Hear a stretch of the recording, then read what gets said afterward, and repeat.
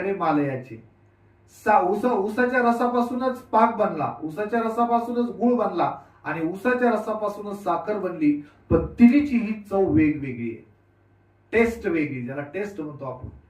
माऊली किती गोड ओळी वापरतात. अहो भाषा बघा तुम्ही. अहो गुळा साखरे मालयाचे, गुळ साखर आणि काकवी बांधे तरी एकाची रसाचे, एकाच रसाचे पासून तयार झालेले बांधे परी स्वाद गोडीचे आन आन जैसे. त्याची गोडी सुद्धा वेगळी आहे, स्वाद सुद्धा वेगळा आहे.